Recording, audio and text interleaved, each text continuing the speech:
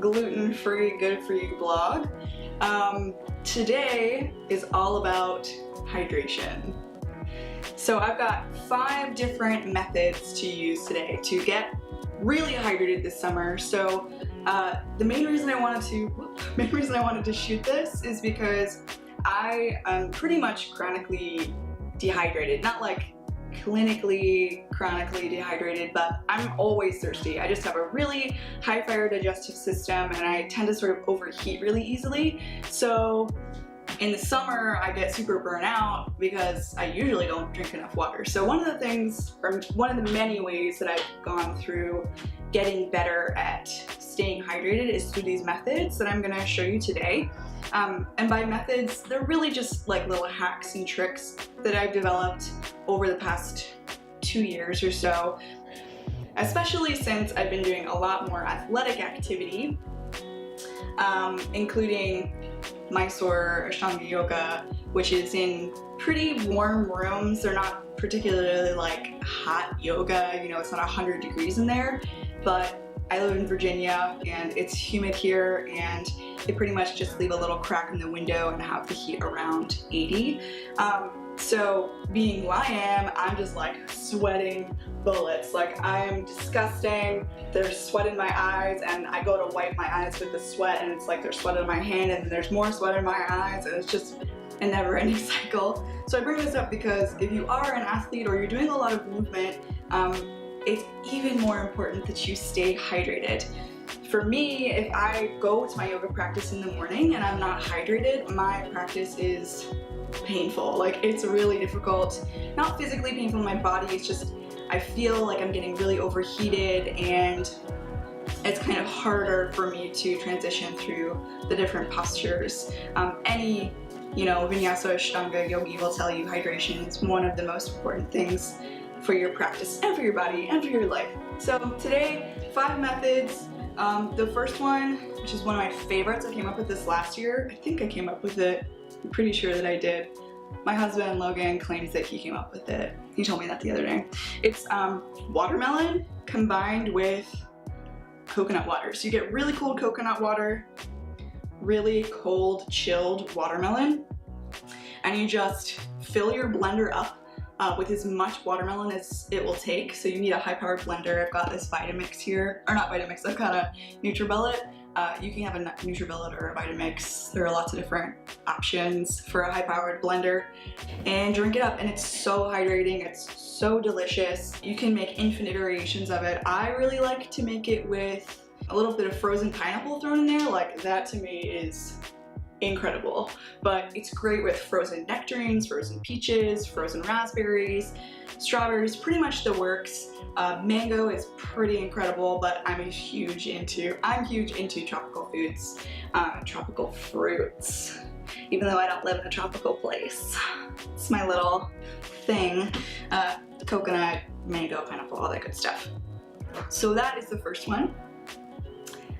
And the second one, which is, I feel like, pretty obvious, but not a lot of people have done this, that I know personally. You just combine coconut water and water. So you do a 1-to-1 ratio of raw coconut water to filtered, spring water filtered water using a really nice filter.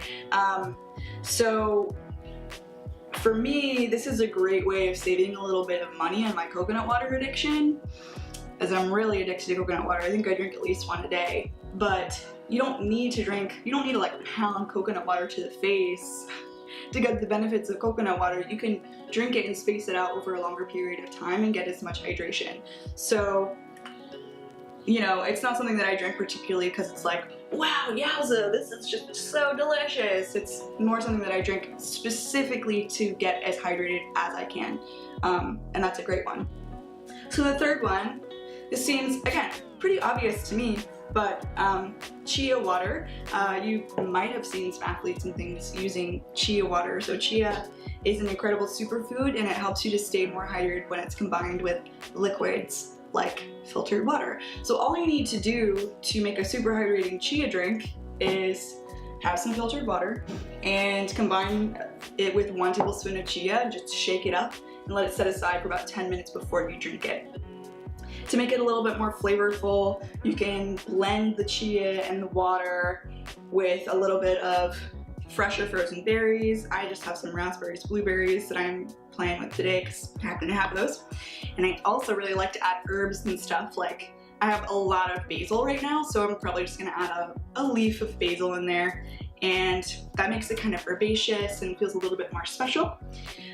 So that's actually something that I make when I go to festivals and outdoor events in the summer, because like a little bit goes a long way. So I can just keep like a big bottle of that or a big mason jar of that in my bag and drink it while I'm out, and it keeps me feeling really, really good.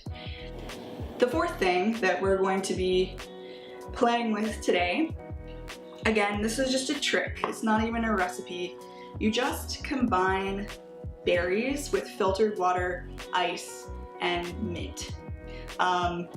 It's sort of like a snack and a drink at the same time. If you find that it's really hard to make yourself drink water and you don't really like coconut water, just throwing a bunch of fresh fruit into a big jug of filtered water with maybe some mint to like fancy it up a little bit, also because it's very cooling.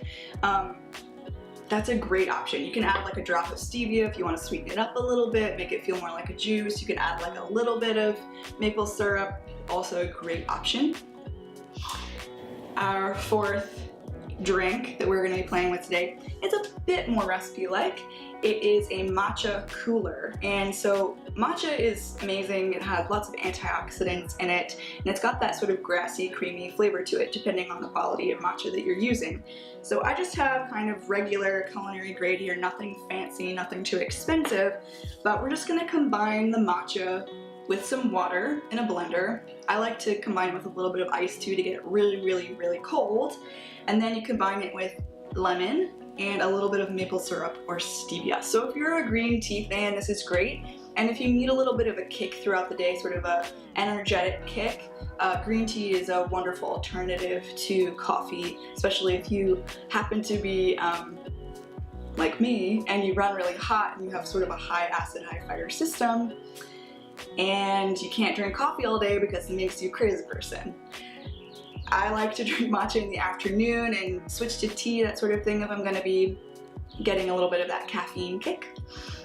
So again, matcha, lemon, a little bit of sweetener, and you're good to go. So I hope you enjoyed this video today. Subscribe and like this video and check out my other videos. You can find me at wolfrolicforfood.com, where there are hundreds of free recipes ready to go. Follow on Instagram at wolfrolicforfood, and I'll see you guys next time. Bye!